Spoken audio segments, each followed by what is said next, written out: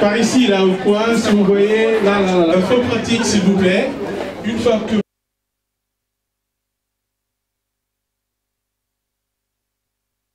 on est en place, merci d'être venus très nombreux, mais bon, je vais monopoliser la parole. Tout de suite, Sylvain.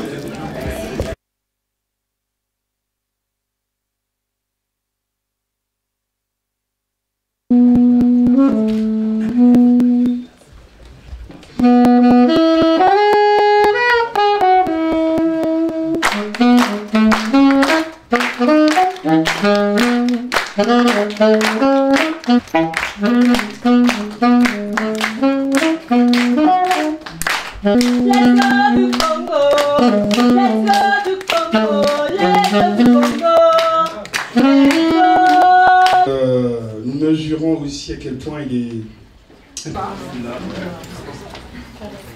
Je reprends la place qui est la sienne dans notre société. Je ne fais pas de politique. Modeste Zapassara nous lira quelques extraits, une mise en bouche, fiche d'identité pour faire connaissance, vous savez, comme sur les sites de rencontres. Non pas entendre et lire et voir. Alors on a beaucoup expliqué au nul. Alors je vais vous donner le jeu. Le jeu est très... 66, donc voilà, que c'est l'hommage d'un bon voilà, fils, toujours, je le fais passer désormais comme comme Hitchcock lui-même. Il rentrait dans son film quelques secondes plus tard et puis disparaissait. Donc sont les deux. La censure la plus impitoyable vient du regard de cet analphabète qui est derrière moi. Mon cher Alain Labancourt, pour un orphelinat à Pointe-Noire. Mère, voulant que je devinsse plutôt avocat, m'a poussé plutôt à aller faire du droit. Donc c'est ce que j'ai fait. Et... musicien. Wow. Lycée Karl Marx, donc c'était le lycée de Pointe-Noire dans lequel j'avais fait mes études au lycée. Donc j'avais fait un baccalauréat en lettres et philosophie. Et bon, tout le monde sait que si je n'ai pas continué les lettres et les philosophies, parce que ma mère voulant... Je crois qu'il y a quelqu'un qui me parle à Bounoukoutouba. Il y a quelqu'un, oui. Voilà. Nous avons un écho. Voilà, si vous voulez, je transporte à Bounoukoutouba. Oui, donc, on arrive, on vous découvre de mieux en mieux, on continue. Les musiciens, mais je parle sous le contrôle des grands chanteurs comme le Gabriel Kinsa, qui s'est assis sagement pour voler la sagesse de Jacques. 2000 francs, à l'époque c'était les francs, 2000 c'est beaucoup pour... On se dit, ah bon, on paye aussi en littérature. Bon, je prends, il signe comme ça tout de suite, allez à la caisse. Je ne fut pas ma surprise ce jour où je me pointais devant la parcelle de maman Fiat 500 et que je ne trouvais qu'un champ de ruines, comme si une bombe avait tout fait s'écrouler pendant une guerre contre les Américains. Je croyais vivre une hallucination. Congolaise, donc c'est la première... Il a fait un travail exceptionnel, un travail avec une... Oui, monsieur Labancourt, vous avez été récemment nommé pour le prix Goncourt 2015 et il y a Petit Piment qui revient, le nom Petit Piment qui revient encore. Pourquoi? Ben, ça m'a fait plaisir d'être dans la liste du prix Goncourt. Petit Piment, c'est aussi une façon pour moi de continuer cette introspection de la société congolaise que je fais, en particulier Pointe-Noire, de parler de cette enfance des années 60, 70, de comment j'étais à l'école, comment j'étais pionnier, mais aussi comment le monde commençait à changer à cette période-là. C'est un livre qui fait des portraits de femmes africaines, congolaises, un hymne à la femme africaine. Justement, vous parlez de Pointe-Noire dans la majorité de vos livres. Oui. Pointe-Noire revient. Pourquoi cet attachement à la ville? Mais je suis attaché à Pointe-Noire, c'est parce que c'est la seule ville au Congo dans laquelle j'ai le plus vécu. Je suis originaire de Pointe-Noire et en général, l'écrivain s'entête toujours de parler de la ville dans laquelle il a passé son enfance. J'ai écrit un livre un peu sur Brazzaville, ça s'appelle « Les petits-fils nègres de Vercingétorix ». Mais c'est tout. Mais en général, je parle beaucoup de Pointe-Noire parce que c'est une ville poétique. On a l'océan Atlantique, on a le port de Pointe-Noire, on a la gare du chemin de fer, on a les quartiers populaires. Il y a une certaine ambiance qui est là, que je ne retrouve pas toujours à Brazzaville. Mais peut-être qu'un jour, je parlerai de Brazzaville. Dans ce livre, vous avez mis un accent sur le côté féminin, sur le féminisme. Pourquoi? Parce que je pense que la femme est vraiment le pivot de la société congolaise. Il faut qu'on donne à la femme congolaise les moyens de s'exprimer. Et quand je parle vraiment de la femme congolaise, je vois sa puissance dans le champ, dans les marchés, dans la vie quotidienne, dans les bureaux. Il faut que nous sachions que le monde de demain appartiendra à la femme.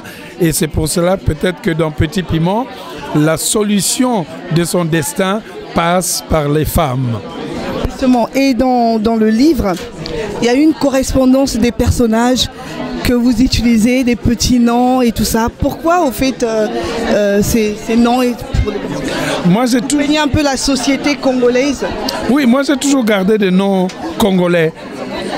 Dieu de Nengoul Moumako, Bissoulou Ngoul Moumako, Dongo Dongo Ngoul Moumako, Jean-Jacques Mokelembembe. Donc ça donne déjà même au lecteur congolais des codes qu'il retrouvera plus tard dans la lecture. Merci pour cette interview. Quel est votre sentiment?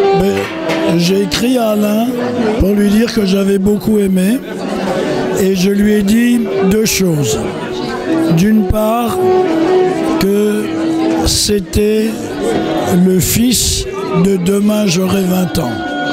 La deuxième chose, que c'était également des tableaux à la Chérie Samba.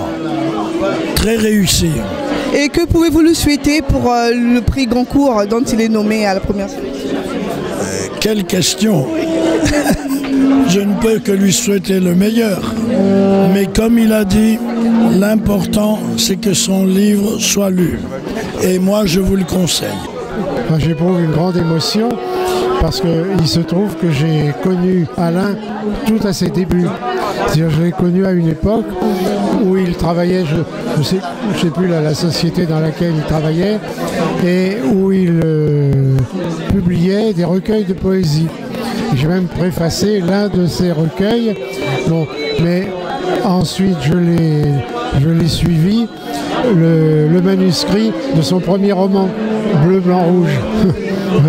Et donc, ça me fait plaisir de voir le parcours qui a été le sien. Bon, je l'ai suivi, bien entendu, de très près, mais je trouve que ce soir, sa prestation était remarquable, parce que il a montré à quel point la création littéraire était quelque chose de très solide chez lui et de très, très profond. Je trouve que c'est une magnifique prestation. Alors, moi je n'ai pas lu le livre, hein, mais c'est comme si je l'ai acheté. Mais justement, j'ai trouvé que l'auteur était formidable parce que j'ai eu l'impression de rentrer vraiment, la vraie sensation de rentrer dans ce livre, que je le connaissais déjà. Donc j'ai trouvé excellent professeur, vivant vraiment, aimant vraiment tout ce qu'il a écrit, rentrant vraiment dans vouloir faire comprendre vraiment aux autres cette vraie vie qu'il a écrit dans ce bouquin, en fait. Je suis venue ici grâce à une amie qui est réunionnaise, hein, et je connais surtout beaucoup, moi, l'Afrique, le Sénégal. Hein. Voilà, et donc j'étais attirée, et là, je découvre le Congo. On sait que la littérature congolaise est riche. Elle a toujours été très riche et elle continue. C'est-à-dire qu'il n'y a pas eu un moment de relâchement où on a toujours des écrivains de talent qui naissent, qui paraissent, qui évoluent. Et ça, c'est un vrai plaisir. C'est une richesse pour le Congo. Surtout que M. Alain Mabankou est nommé pour le prix Goncourt. Surtout, ça c'est assez extraordinaire, c'est une vraie fierté pour nous. Parce que quand on parle d'Alain Mabankou, on parle du Congo. Et moi, à chaque fois, je dis, chaque Congolais est ambassadeur de son pays, là où il est. Et Alain Mabankou est un extraordinaire ambassadeur pour le Congo. Et moi, je salue son talent, je salue le fait qu'il soit sélectionné pour le prix Goncourt. Je salue ça et je suis fière de lui. Après l'avoir lu. Alors moi, effectivement, j'ai eu l'occasion de le lire. Bon, c'est déjà, on retrouve la patte Alain Mabankou déjà. C'est la première chose. C'est que vraiment, lorsqu'on a déjà lu des romans d'Alain Mabankou, on se retrouve. L'autre chose, c'est que c'est vraiment les histoires de nos enfances, quoi, de notre enfance, les histoires que nous avons vécues dans les quartiers. Et ce qui a été dit là, je suis tout à fait d'accord, c'est un roman très féministe, où vraiment la femme est mise en avant, parce que dans nos romans en général, et y compris dans les romans d'Alain, de façon générale, on met les femmes respectables en avant. On met les femmes respectables en avant. Et voici qu'un roman, d'Alain où c'est pas une femme entre guillemets respectable qui est mise en avant, mais c'est ce qu'on appelle couramment une pute, quoi, s'il faut dire les mots crûment. Donc une pute, une maquerelle même, parce que voilà, c'est une patronne qui gère Maman Fiat 500.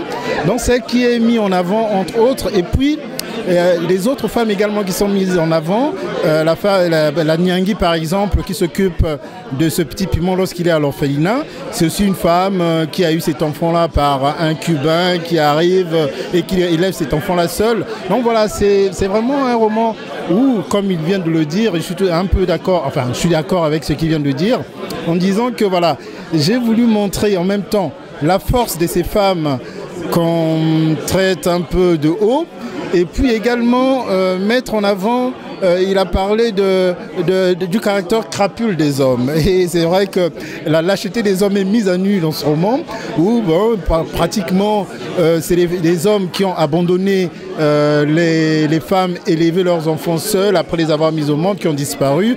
Et ce sont ces femmes-là qui se sont battues toutes seules pour élever ces enfants. Et puis également ces hommes respectables qui vont voir justement les filles de Maman Fiat 500 en passant par des portes dérobées,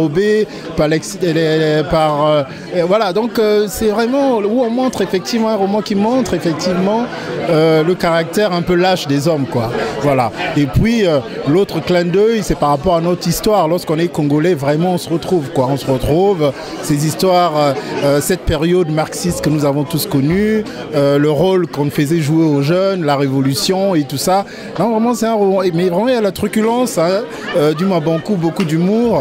Et moi ce que je retiens aussi chez Mabankou qui est assez étonnant, c'est que entre le Mabankou qui écrit et le Mabankou qui parle, c'est vraiment voilà, une similarité extraordinaire qui m'a toujours intéressé, quoi. On retrouve la même gouaille quand on écoute Mabankou parler et quand on lit Mabankou, c'est vraiment le... Voilà. Et ça, c'est assez étonnant chez un écrivain. En fait, Mabankou, c'est un raconteur d'histoire. C'est un raconteur d'histoire parce qu'il y a plusieurs niveaux. Il ne fait pas de la littérature pour juste faire de l'art qui ne voudrait rien dire. Il est d'abord là pour raconter une histoire et il se met en position de conteur et il se dit... avant l'histoire, c'est d'abord la manière de vous raconter l'histoire qui doit être importante. Et donc il vous entraîne, on a l'impression qu'on est là avec un ami qui vous raconte une histoire et c'est vraiment ça qui est intéressant. L'histoire de toutes les façons, il y a toujours des histoires super intéressantes. Il a dit, il suffit d'avoir vécu à Brazzaville, à Point-Nord, à Kinshasa, on aura des histoires, les histoires sont dans la rue, les histoires sont partout.